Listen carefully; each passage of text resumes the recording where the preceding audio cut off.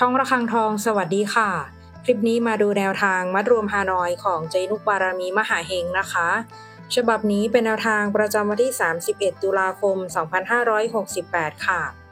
มัดรวมฮานอยวันนี้นะคะเจให้เด่นที่0ฟันที่0ค่ะ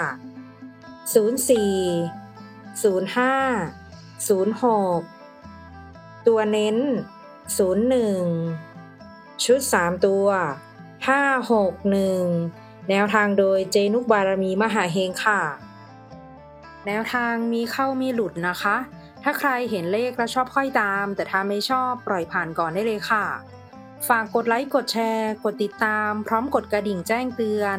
เพื่อที่จะไม่พลาดคลิปใหม่ๆจากช่องระฆังทองด้วยนะคะขอบพระคุณทุกท่านที่เข้ามารับชมค่ะ